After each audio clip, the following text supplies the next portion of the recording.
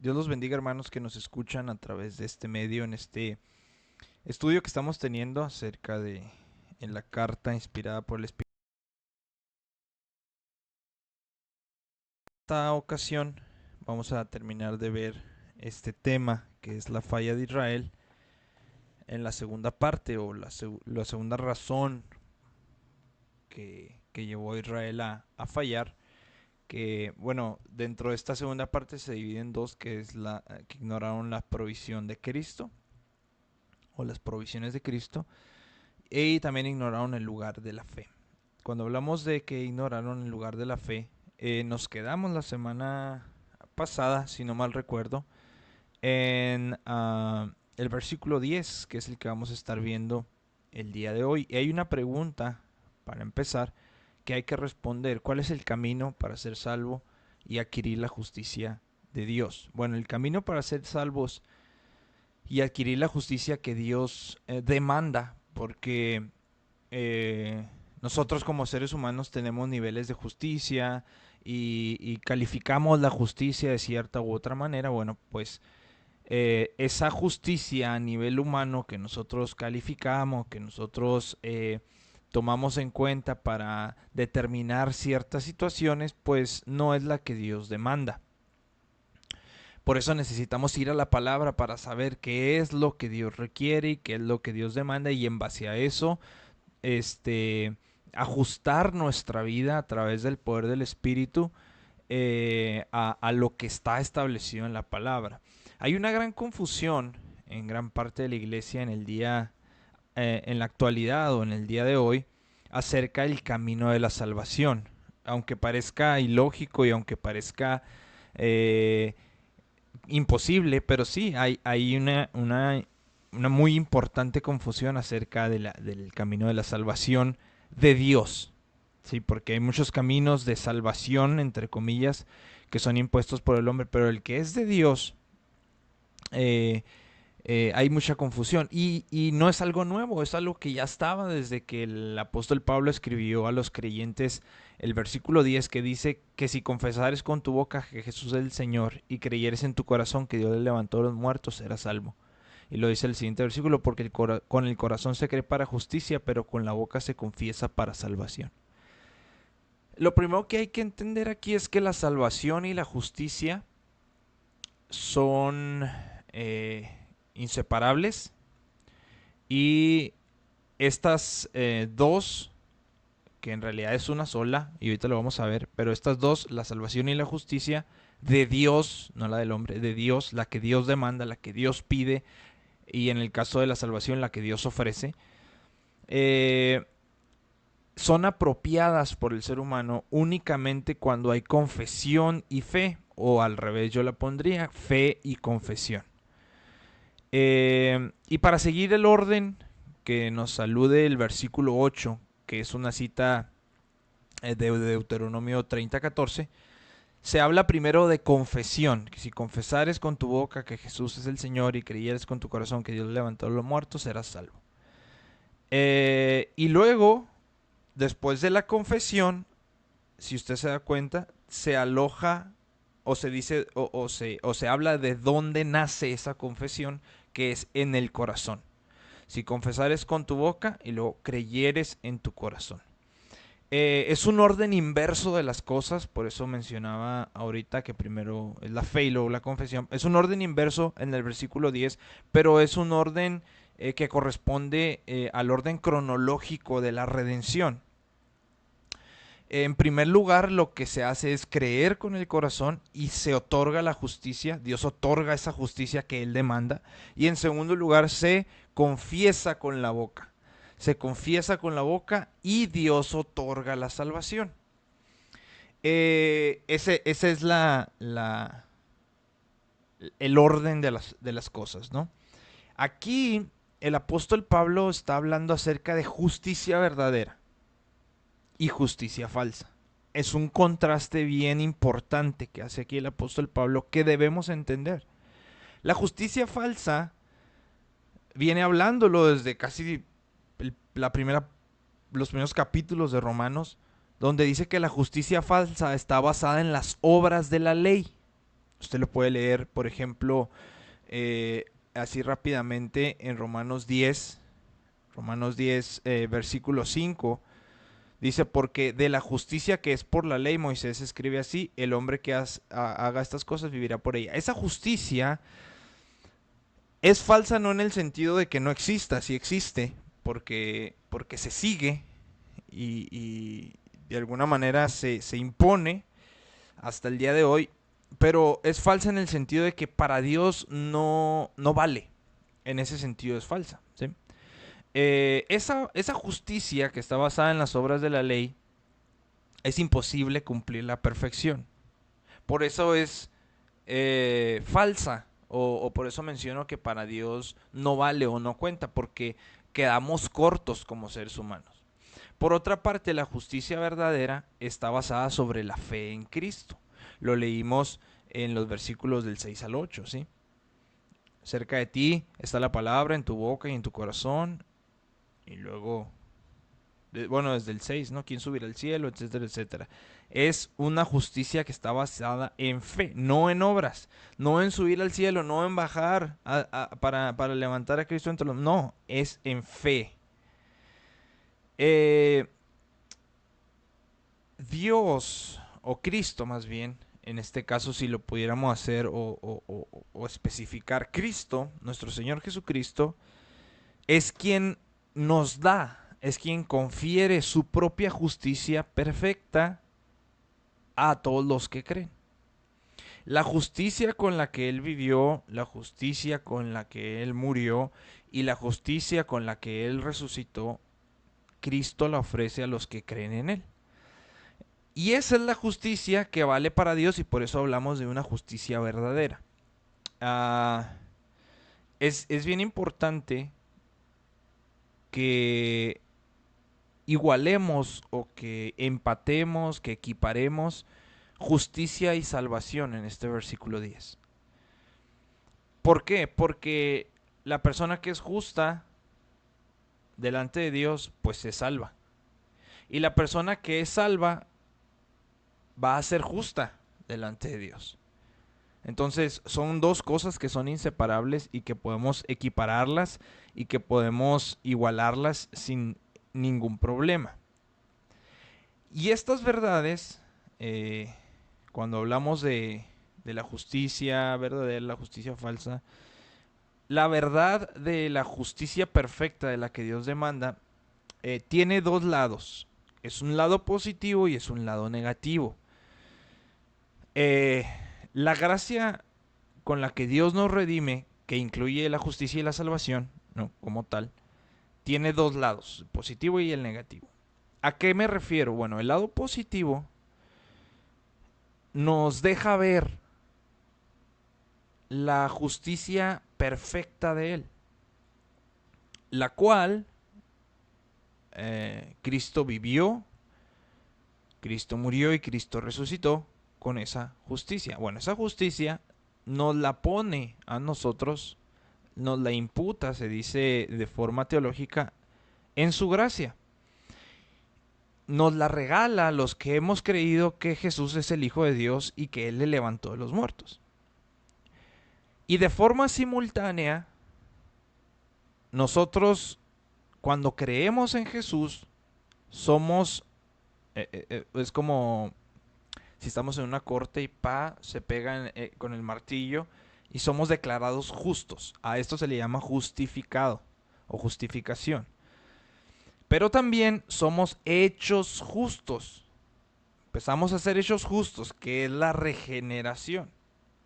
No es una justicia posicional únicamente. Es una justicia posicional, pero tiene que hacer también o tiene que volverse una justicia práctica en nuestra vida.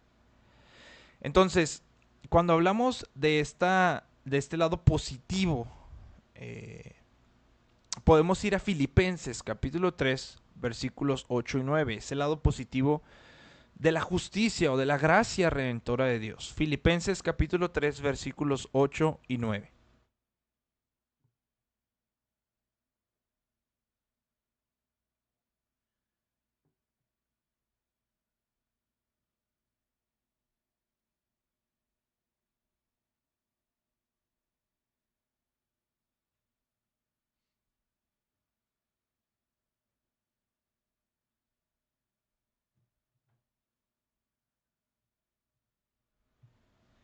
aquí Pablo decía, si estamos ahí en Filipenses 3, 8 y 9, decía el apóstol Pablo, bueno, el Espíritu Santo a través del apóstol Pablo, sabemos que él lo inspiró, decía, y ciertamente aún estimo todas las cosas como pérdida por la excelencia del conocimiento de Cristo Jesús, mi Señor, por amor del cual lo he perdido todo y lo tengo por basura para ganar a Cristo y ser hallado en él, no teniendo mi propia justicia, y aquí lo especifica, la justicia falsa, la justicia que no vale delante de Dios, que es por la ley, sino la que es por la fe de Cristo.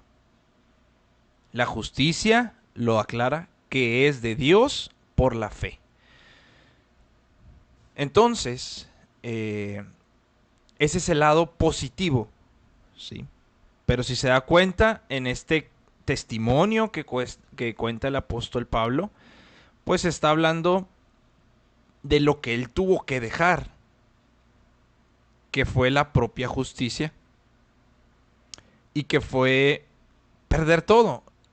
Y es algo que Jesús dijo desde un principio y fue un requisito, una, una cualificación que él puso para los que quieren ser sus discípulos. Dice, si alguno quiere ser mi discípulo, niéguese a sí mismo, tome su cruz y sígame.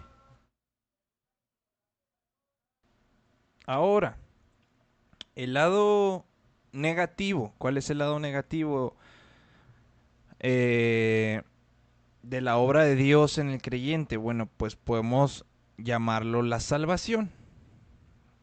¿Por qué el lado negativo? No, no me refiero a que sea malo, no, sino es el rescate divino del pecado que nos separa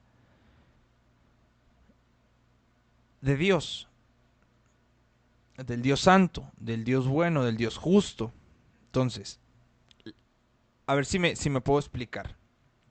¿Y por qué menciono el lado positivo y el lado negativo? Bueno, la justicia tiene que ver con en lo que nos convertimos, ¿sí? Y la salvación tiene que ver de lo que escapamos o de donde salimos. Porque salimos de lo negativo, de lo malo.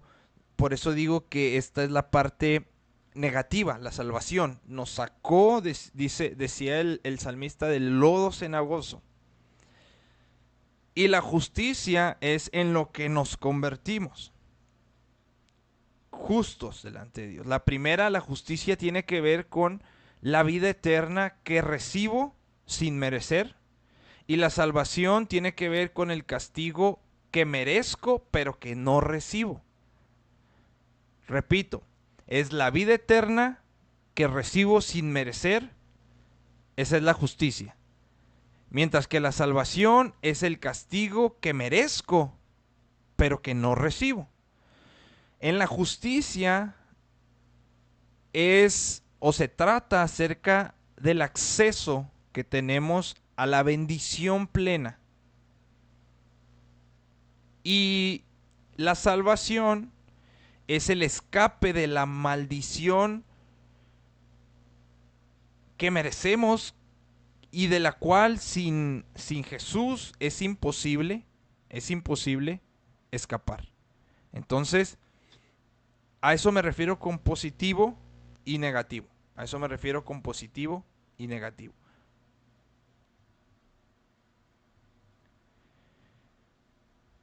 Desafortunadamente, como creyentes, siempre hemos confundido y nos hemos equivocado. Y nos hemos equivocado porque presentamos estas dos cosas de forma desequilibrada. Y van juntas, van de la mano. Es imposible poner una por encima de otra, es imposible poner una adelante y otra atrás. Van de la mano, van juntas. Y siempre nosotros presentamos esto fuera de proporción cuando evangelizamos. Presentamos esto fuera o ordenamos esto a forma que se entienda que una va por encima de la otra, y eso es incorrecto. Cuando le damos más, por lo regular, ¿qué es lo que hacemos, no? Le damos más importancia a la liberación del pecado, a la liberación del infierno. Y dejamos casi siempre de un lado o atrás o hasta allá al fondo de la cola, dejamos la justicia por parte de Dios en su gracia. Siempre, o bueno, yo al menos lo que tengo de cristiano, así he escuchado el evangelismo moderno. Yo no sé qué sucedería si evangelizáramos de manera diferente. Porque casi siempre le preguntamos a la gente, oye, ¿eres salvo? Y yo creo que a lo mejor sería diferente la reacción de la gente si dijéramos, oye, ya eres santo delante de Dios. O ya eres santo en Cristo delante de Dios.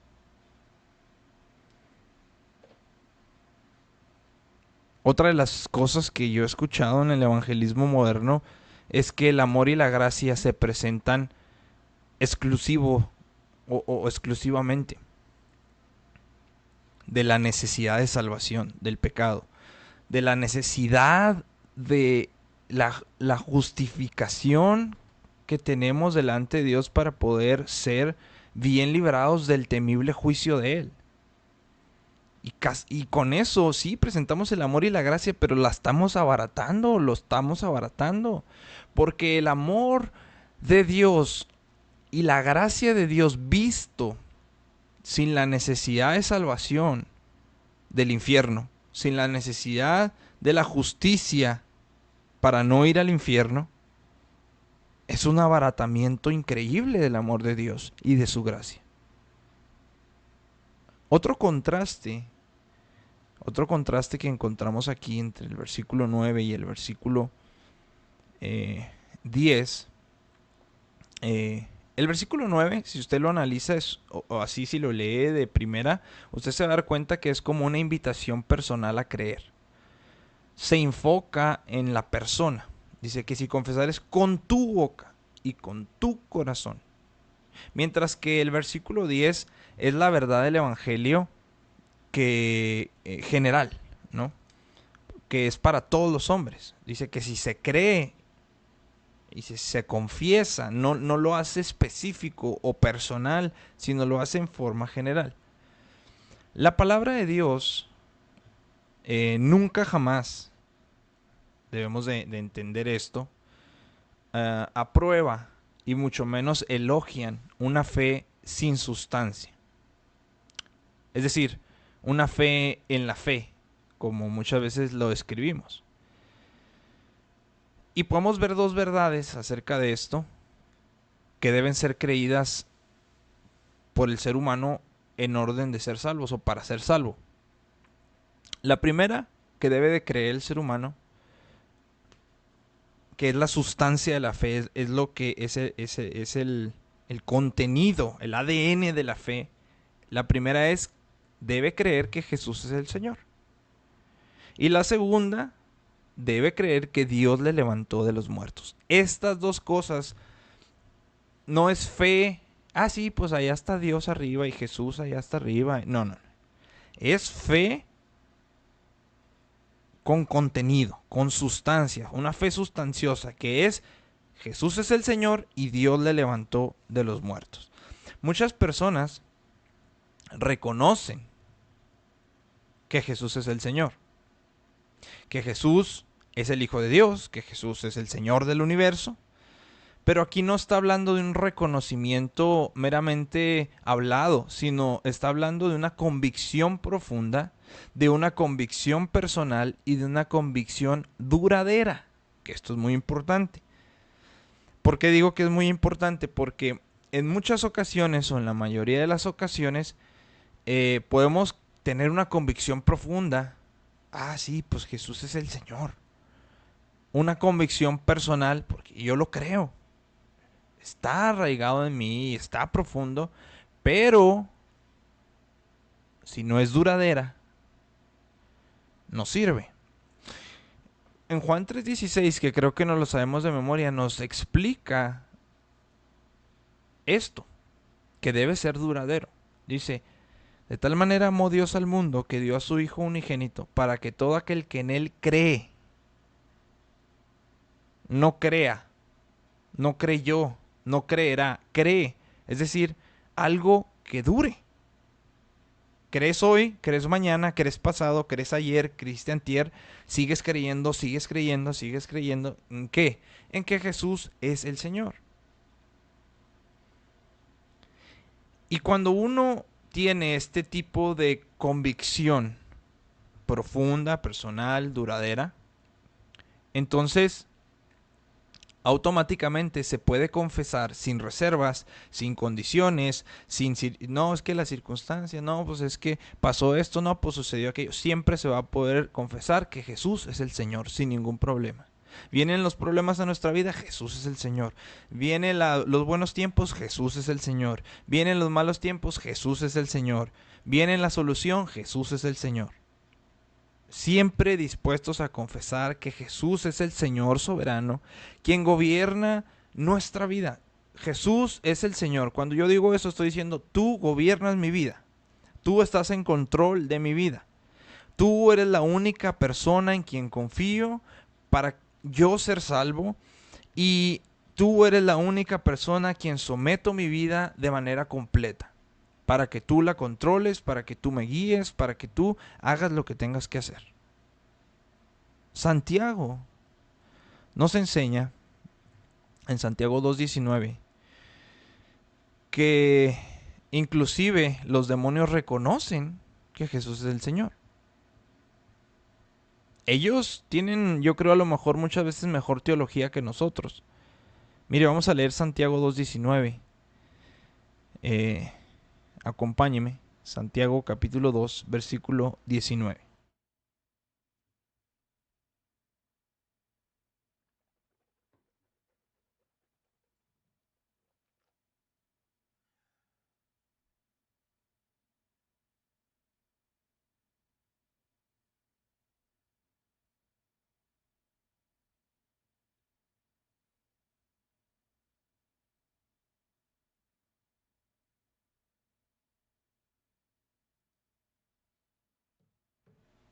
Santiago 2:19 dice, ¿tú crees que Dios es uno?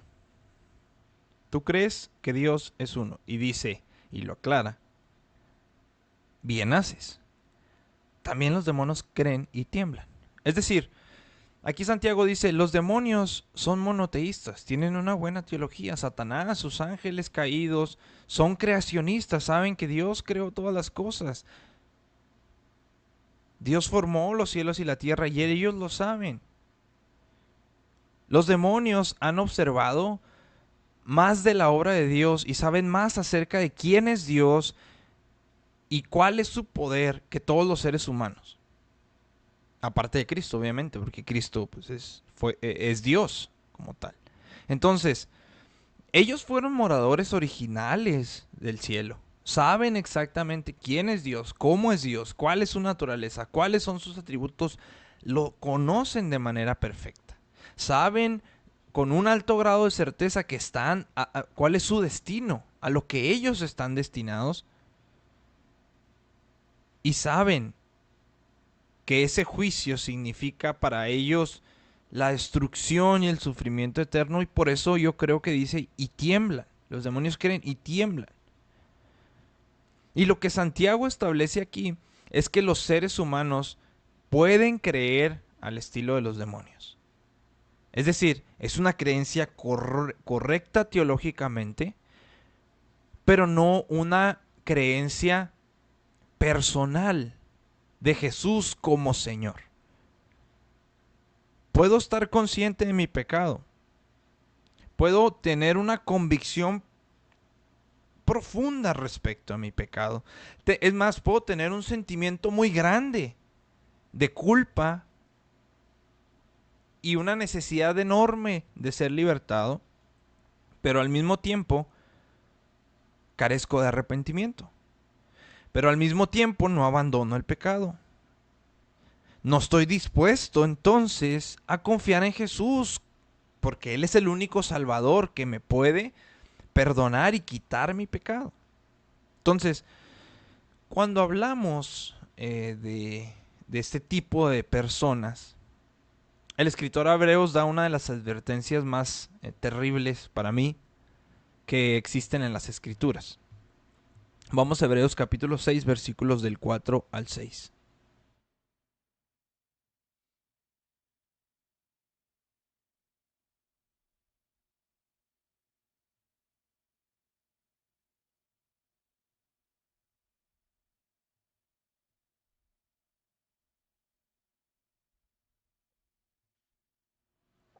Hebreos 6, Hebreos 6, versículos del 4 al 6. Dice, es imposible que los que una vez fueron iluminados y gustaron del don celestial y fueron hechos partícipes del Espíritu Santo, y asimismo gustaron de la buena palabra de Dios y los poderes del siglo venidero, y recayeron, sean otra vez renovados para arrepentimiento, crucificando de nuevo para sí mismos al Hijo de Dios y exponiéndole, a vituperio. En otras palabras, es posible que una persona tenga una teología ortodoxa, como mencionaba ahorita, que lleve una vida moralmente buena, que desee y anhele tener una vida eterna, que sea religiosa, que cumpla, que sea escrupulosa y que a pesar termine yéndose al infierno.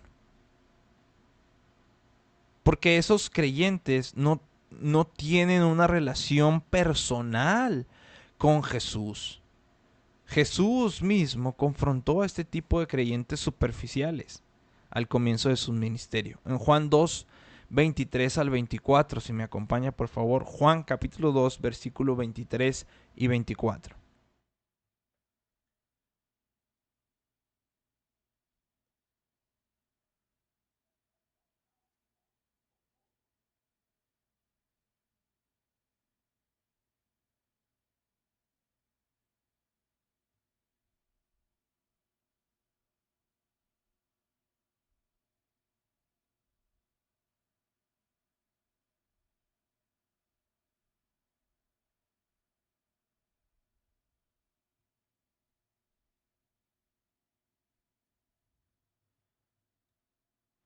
Juan capítulo 2, versículo 23 y 24 dice, estando en Jerusalén en la fiesta de la Pascua, muchos creyeron en su nombre viendo señales que hacía. Pero Jesús mismo, dice, no se fiaba de ellos porque conocía a todos. ¿Qué quiere decir? Esos discípulos reconocían que Jesús era el Mesías. Creyeron en su nombre, dice.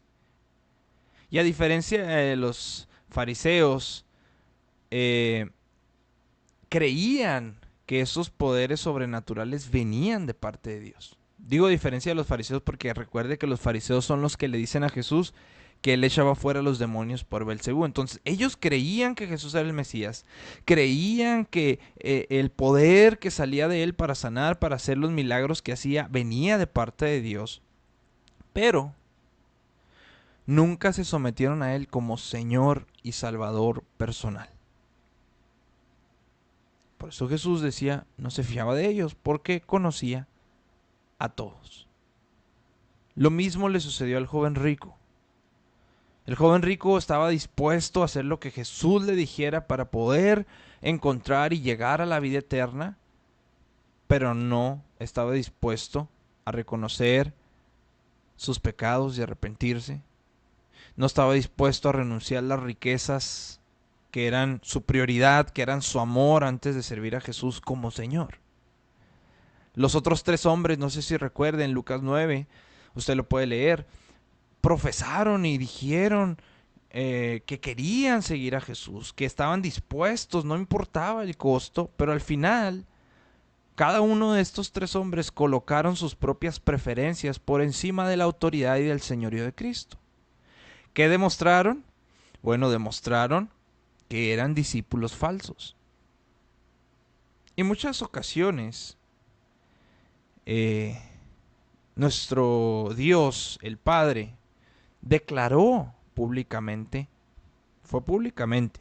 Es muy importante esto. Declaró públicamente que toda autoridad estaba depositada en Jesús, que todo poder estaba depositado en Jesús, que todo juicio estaba depositado en Jesús y sobre todo que todo señorío estaba depositado en el Hijo, nuestro Señor Jesucristo. En el bautismo de Juan es una de las veces que el Padre anuncia desde los cielos cuando dice: este es mi Hijo amado, en quien tengo complacencia. Y después, cuando Jesús manifiesta su gloria en la transfiguración delante de Pedro, de Santiago y de Juan, si se recuerda en Mateo 17, vuelve a decir: este es mi Hijo amado en quien tengo complacencia, a él oíd. Entonces, amados, someterse al señorío de Cristo forma una parte integral de la salvación. No podemos ser salvos, pues yo soy justo posicionalmente y salvo por su justificación. En concepto, tiene que haber un sometimiento al señorío de Cristo. Primera de Corintios capítulo 12, versículo 3. Acompáñeme.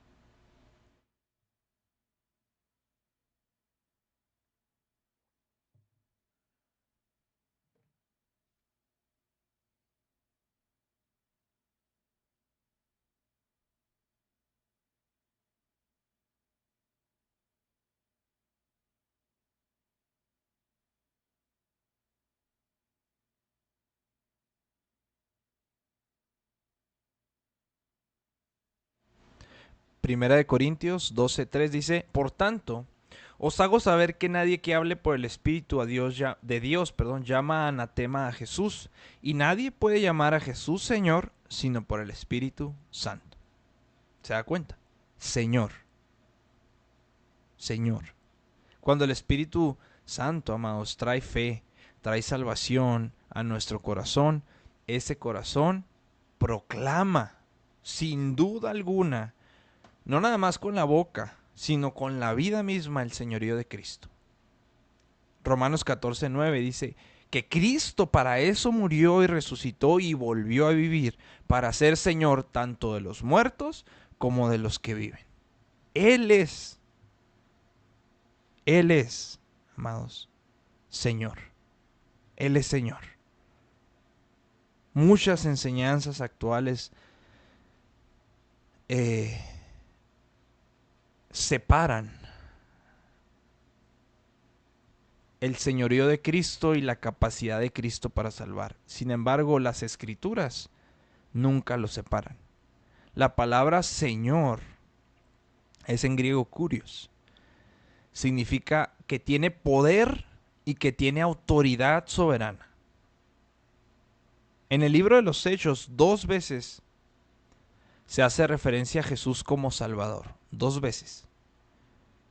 ¿Sabe cuántas veces se hace referencia a Jesús como Señor? 92. En el Nuevo Testamento se hace referencia a Jesús como Salvador 10 veces. Y como Señor, aproximadamente unas 700 veces. Entonces, hemos, amado, confundido, y esto es para analizar, y hemos, tal vez por conveniencia, porque nos gusta más la parte de la salvación más que el sometimiento, pero hemos castrado, hemos capado el Evangelio, poniendo por encima a Jesús como Salvador que como Señor. Porque la Biblia nos enseña que siempre Señor precede a Salvador. Y Señor no era un sinónimo de Dios. Muchos alegan, no, es que Señor es Dios, es decir, que es Dios. Porque no es así, porque el término Dios incluye por definición el concepto de autoridad soberana. Es decir, señorío. Entonces, cuando se habla de Señor, es de el señorío, y cuando se habla de Dios, es del señorío. Entonces, está hablando de lo mismo. El término Dios es un concepto de autoridad soberana, es un concepto de señorío. Entonces, esto, amados, es para analizar nuestra vida. ¿Estoy viendo a Jesús como Señor o lo estoy viendo como Salvador? Porque si le vamos a poner un orden a esto, primero es como Señor y luego es como Salvador. Dios los bendiga, amados.